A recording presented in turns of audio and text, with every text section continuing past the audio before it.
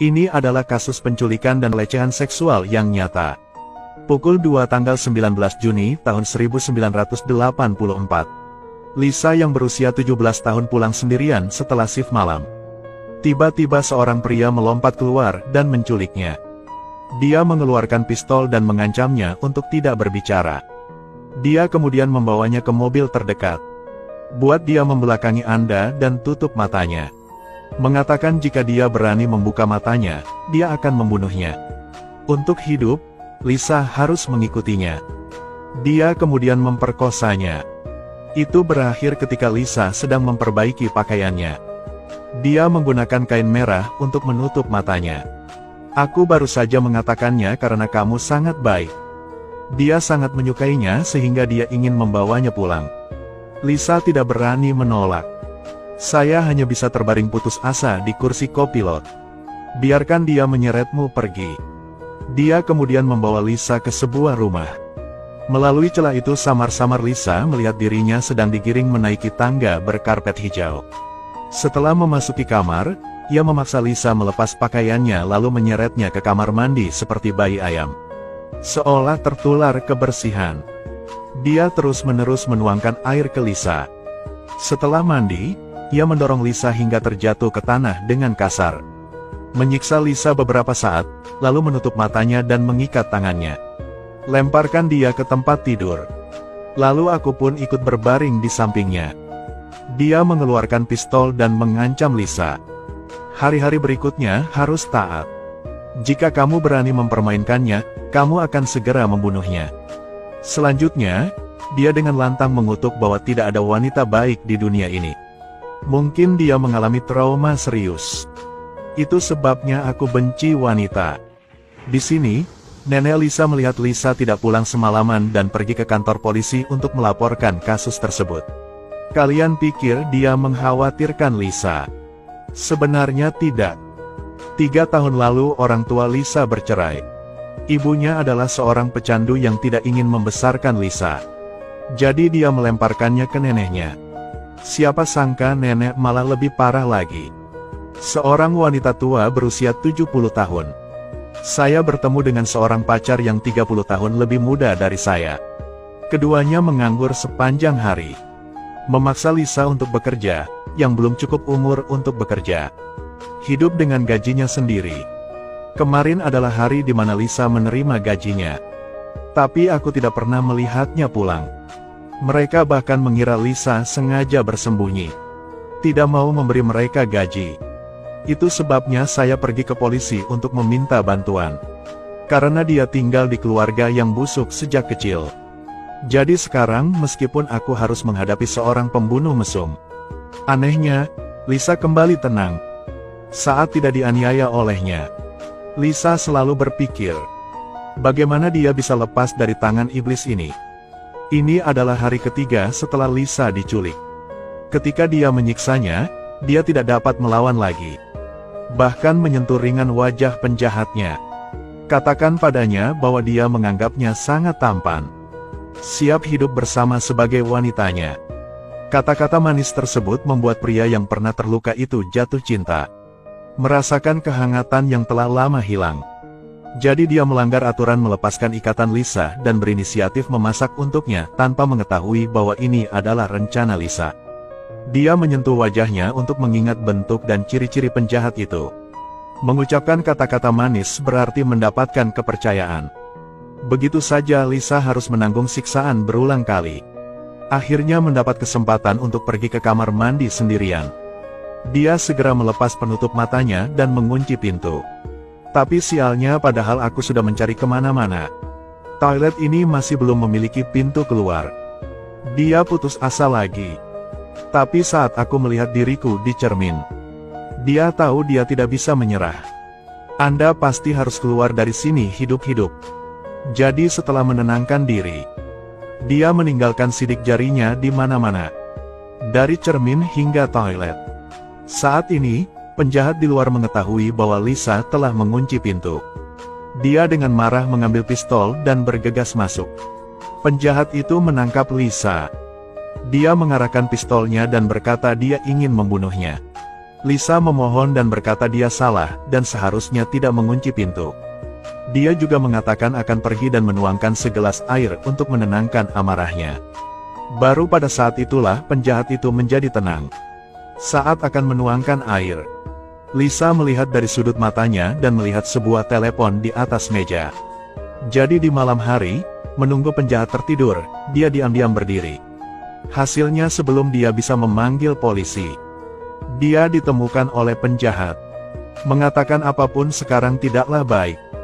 Jadi Lisa segera mengarang cerita. Dia bilang dia hanya ingin menelepon ayahnya untuk memberitahu dia bahwa dia baik-baik saja. Ayahnya adalah satu-satunya kerabatnya. Sekarang dia sakit parah. Sudah beberapa hari ini dia tidak pulang ke rumah, jadi dia takut ayahnya akan khawatir. Kemudian dia terus berbicara dengan nada menggoda. Apakah kamu tahu?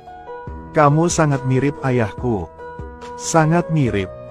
Apakah pria yang baik? Orang baik tidak diketahui semua orang. Setelah berbicara sebentar, penjahat itu begitu tersentuh hingga hampir menangis. Seorang pembunuh mesum. Ini pertama kalinya seseorang mengatakan dia orang baik. Begitu saja, Lisa lolos dari bencana. Kemudian dia memanfaatkan waktu ketika penjahat tidak memperhatikan. Snake melemparkan jepit rambutnya ke bawah tempat tidur untuk menciptakan lebih banyak bukti. Namun tak lama kemudian, hal yang paling mengkhawatirkannya terjadi. Karena melapor ke polisi, polisi mencari keberadaan Lisa. Secara tidak sengaja terlihat oleh penjahat. Dia segera terbangun dari mimpinya. Menyadari Lisa adalah bencana. Harus ditangani dengan cepat. Jika tidak, cepat atau lambat akan terbongkar. Jadi dia mengikat Lisa lagi. Berniat menyeretnya keluar untuk membunuh seseorang.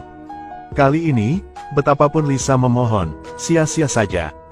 Pada akhirnya, dia tetap diseret ke dalam mobil. Gadis yang diculik itu menggigit jarinya dengan keras. Lalu melumuri jok mobil dengan darah. Tujuannya untuk meninggalkan lebih banyak bukti bagi polisi. Penjahat itu kemudian membawa Lisa ke suatu tempat terpencil. Berniat untuk melenyapkannya. Lisa memohon dengan sedih. Tolong paman. Aku tidak ingin mati. Mungkin berkat waktu yang kita habiskan bersama. Jadi penjahat itu mengembangkan perasaan terhadap Lisa.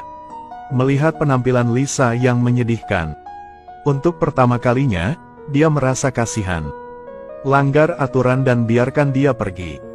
Dia juga mengatakan kepadanya bahwa jika polisi bertanya, katakan saja pelakunya adalah orang kulit hitam. Lalu menyuruh Lisa pergi 5 menit lagi. Sebelum berangkat, jangan melepas penutup mata. Setelah berbicara, dia segera lari. Tunggu hingga suara mobil hilang sepenuhnya. Lisa perlahan melepas penutup matanya. Lihatlah kanopi pohon-pohon kuno di atas kepala Anda. Dia akhirnya merasakan suasana kebebasan. Lalu dia berlari sekuat tenaga pulang ke rumah. Siapa sangka begitu dia masuk ke dalam pintu, apa yang diterimanya bukanlah perawatan neneknya. Sebaliknya, dia bertanya di mana dia berada beberapa hari terakhir. Aku diculik. Jujur, saya diperkosa. Berbohong itu tidak adil. Nenek tidak percaya Lisa dan pacarnya malah melepas ikat pinggangnya. Berniat memberi pelajaran pada Lisa. Untungnya nenek saya menghentikan saya. Dia kemudian menelepon polisi yang menangani kasus ini. Katakanlah Lisa sudah kembali sehingga tidak perlu mencarinya lagi. Tak disangka, polisi menyebut Lisa masih di bawah umur. Harus pergi ke kantor polisi untuk mengambil pernyataan. Baru dengar beritanya dan harus ke kantor polisi. Pacar nenek tiba-tiba kehilangan kesabaran. Dan neneknya juga memperingatkannya untuk tidak berbicara omong kosong. Jelas ada rahasia di antara mereka yang tidak bisa diungkapkan. Tak lama kemudian, polisi datang ke rumah untuk menjemput Lisa. Siapa sangka saat Lisa menceritakan kejadian yang menimpanya pada polisi, polisi juga tidak mempercayainya. Kemudian 2 petugas polisi wanita lainnya diutus untuk berbicara dengan Lisa. Lisa bilang dia meninggalkan banyak bukti. Jika tidak percaya, Anda bisa mencoba mengoleksinya. Namun polisi mengatakan dalam situasi berbahaya seperti itu, Bagaimana seorang gadis kecil bisa dengan tenang mengingat detail seperti itu? Mungkin karena dia keluar dan tidak pulang karena takut orang tuanya akan menghukumnya. Itu sebabnya aku mengarang cerita. Lisa pingsan. Aku diculik. Saya masih diperkosa. Kenapa tidak ada yang percaya padaku? Petugas polisi wanita itu kehabisan akal. Harus mencari petugas polisi kriminal untuk menasihati Lisa. Polisi itu melihat Lisa meringkuk di sofa. Kemudian dia mengambil foto putrinya. Katanya dia akan melindungi Lisa seperti dia melindungi putrinya. Beritahu aku tentang itu. Aku percaya padamu. Setelah mendengarkan, Lisa akhirnya tenang. Tuliskan semua petunjuk yang dapat Anda ingat. Mobil hitam dengan interior merah. Kata Magnum terukir di dashboard. Tangga dalam rumah memiliki 22 anak tangga. Ditutupi dengan karpet hijau. Penjahatnya berkulit putih dan kidal. Ada sepasang sepatu Keds di kamar mandi. Cetak logo kanguru. Penjahatnya berjanggut. Rambut jatuh di dahi. Jarak antar matanya agak dekat. Rumahnya memiliki tempat tidur air. Petugas polisi sangat terkejut setelah mendengar ini. Detail ini membuatku yakin bahwa Lisa tidak berbohong. Ia segera memerintahkan bawahannya untuk mengirimkan pakaian Lisa untuk diperiksa. Lalu biarkan Lisa mengingat lebih banyak petunjuk. Mereka memutuskan untuk menghipnotisnya. Tapi hipnosis membutuhkan persetujuan keluarga. Saat pacar nenekku mengetahuinya, dia keberatan sampai akhir. Hal ini membuat petugas polisi curiga dengan keadaan keluarga Lisa. Lalu berkat Lisa, dia mengetahui rahasia yang mengerikan. Ternyata selama 3 tahun terakhir, pacar neneknya terus-menerus menganiayanya. Karena neneknya ingin memeluknya, dia menutup mata. Polisi segera menuduhnya melakukan pelecehan terhadap anak di bawah umur. Tangkap penjahat itu dan masukkan dia ke penjara. Sisi ini ditemukan setelah pemeriksaan polisi. Serat merah yang tertinggal di baju Lisa mirip dengan serat di tubuh korban yang dibunuh belum lama ini. Baru saat itulah mereka menyadarinya. Ternyata penculik Lisa adalah pembunuh berantai yang mereka cari. Polisi kemudian membawa Lisa kembali ke tempat dia diculik. Dia berbaring di kursi kopilot dan menutup matanya. Dengan ingatannya yang luar biasa, dia ingat rute penjahat itu. Akhirnya, cakupan pencarian dipersempit menjadi 3 km. Terima kasih atas bantuan Lisa.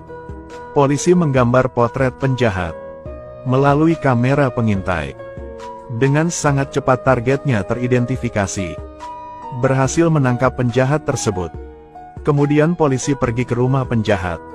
Tangganya memiliki 22 anak tangga yang dilapisi karpet hijau.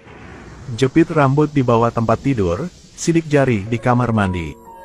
Dan noda darah Lisa tertinggal di mobil penjahat itu. Semua bukti persis seperti yang dikatakan Lisa. Kasus pembunuhan berantai tersebut telah diselidiki selama setengah tahun dan masih belum membuahkan hasil. Terima kasih kepada gadis pemberani ini. Hanya butuh 12 hari untuk menyelesaikan kasus ini dengan sukses. Di akhir film Lisa memulai hidup baru bersama bibinya. Film ini diadaptasi dari kisah nyata. Lisa dalam kehidupan nyata sekarang menjadi kepala polisi yang sangat hebat. Selalu bertugas melindungi anak di bawah umur. Kontribusikan yang terbaik kepada masyarakat.